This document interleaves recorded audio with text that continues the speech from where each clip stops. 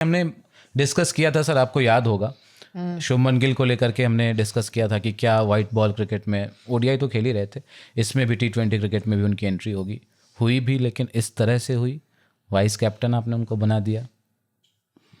मैं तो कहूँगा मैं हैरान था।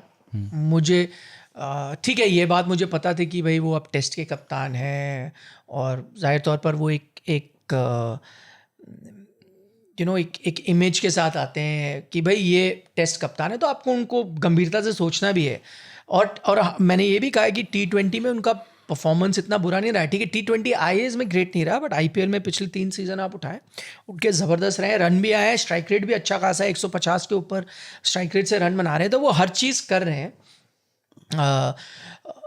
लेकिन फिर भी जो मुझे क्यों थोड़ा सा हैरानी हुई, क्योंकि जिस दिशा में ये टी20 टीम जा रही थी ना, भाई देखें, एक तरह से इंडियन टी20 टीम खेलती थी 2024 से पहले, जिसकी हम लोग आलोचना करते थे कि यार दुनिया देखे कैसे खेल रही है, आप कैसे खेल रहे हो। 24 वर्ल्ड कप के लिए आपने थोड़े बदलाव किए, बल्कि जो आपके फिक्स प्लेयर थे, विराट कोहली जैसे खिलाड़ी को भी बदलाव करना पड़ा अपने बैटिंग अंदाज में। ठीक है, आपने उनको एक नया रोल असाइन किया।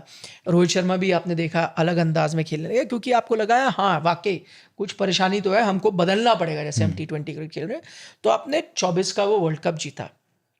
उसके बाद जो नई टीम बनी, उसके बाद से जब सूर्य कुमार यादव कप्तान है, उन्होंने उस लेवल को और 2-3 नॉच ऊपर ले गए, मतलब अलग तरीके से क्रिकेट। तो मुझे लगा ना एक आपने दिशा पकड़ी और इंडियन क्रिकेट वहां जा रहा है।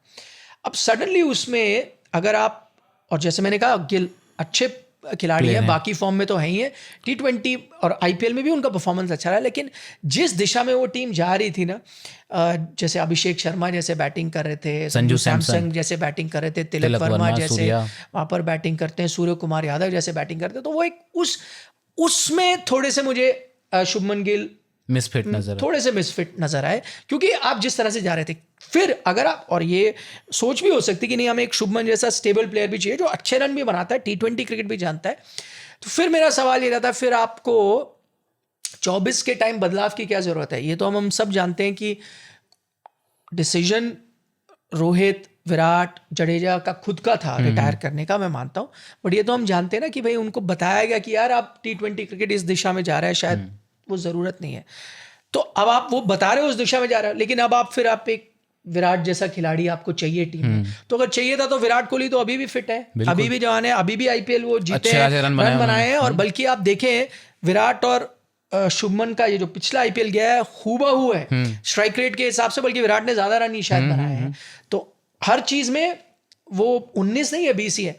तो अगर आपको अप्रोच थी कि जहां आपको लगा 1 या 2 ऐसे प्लेयर होने ही चाहिए, तो फिर विराट कोहली के साथ ही आपको चलना था। 24 के टाइम आपने क्यों उनको संकेत दिए कि भाई हो सकता है हम आगे की तरफ जाएं, तो अच्छा ही होगा अगर आप रिटायरमेंट, क्योंकि फिर उसमें देखें तो अगर मैं दोनों की तुलना करूं, बल्लेबाजी तो लगभग सेम हो रही है, फिटनेस में कोई कमता ही नहीं है उनकी। दूसरी बात, एक्सपीरियंस भी वो ज़्यादा लेके आते, मैच विन कैसे किया जाता है टी20 क्रिकेट में वो भी उनको ज़्यादा पता है, क्लच प्लेयर भी ज़्यादा हैं, बेहतर हैं गिल से, तो हर चीज़ थी। फिर आप वही करते, पर आपने नहीं कहा और उसके लिए किसी ने कंप्लेन भी नहीं किया कि बोला सही किया आपने, नई दिशा में जा रहे हो।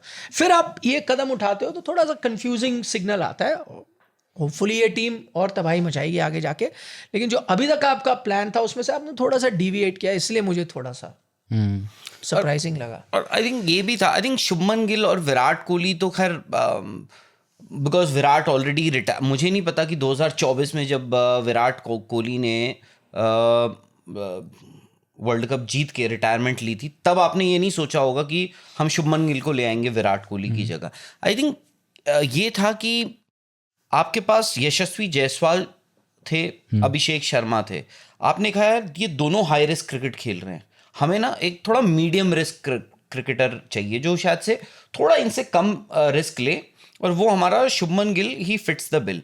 तो वही जो निखिल भी कह रहे हैं ना, आपने पहले एक टेम्पलेट बनाई, अब आप उस टेम्पलेट से थोड़ा सा डेविएट होते हुए दिख रहे हो, जो हम सोच रहे हैं। बाय द वे मुझे नहीं पता कि भाई हो सकता है आपने शुभमन गिल को क्या मैंडेट दी है। अगर आप आइडियली मुझसे पूछो, मैं इतने सालों से ये सोचता आ रहा था कि, एंड एवरीबडी न्यू यार Shubman Gill is a special talent, पर ये था कि he looked more suited for ODIs ODIs, and test and then T20Is.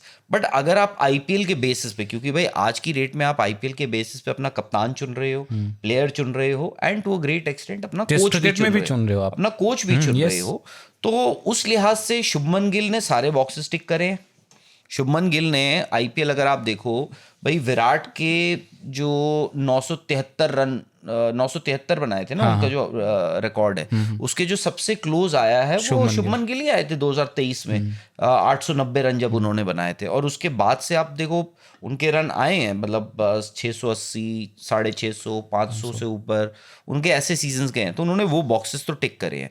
But यहाँ पर आई थिंक जो डिस्प्यूट हुआ ये कि क्या जायसवाल को बाहर करके शुभमन गिल को लाना was the right call, because already आपने जायसवाल पे इन्वेस्ट कर चुके हो आप.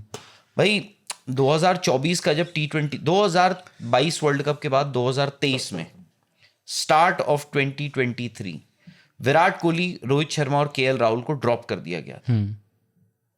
ठीक है, उसके बाद ये वापस आए हैं. सो यू न्यू, उनको भी पता था, सबको पता था कि 2023 का जो 24 का जो T20 वर्ल्ड कप वो उनका लास्ट होगा. बट फिर आप, और उस वक्त भी आपका जो ओपनर था बाय द वे, वो कौन था उस वर्ल्ड कप में? जायसवाल. अच्छा, यशस्वी जायसवाल आपके 2024 T20 वर्ल्ड कप के ओपनर थे, बैकअप. यस. ठीक है, तो वहां पर ये था. अब आपने उस एक प्लेयर पे इन्वेस्ट किया, उसके बाद सडनली पता लगता है उसको आपने दूध में से मक्खी की तरह बाहर निकाल कर फेंक दिया.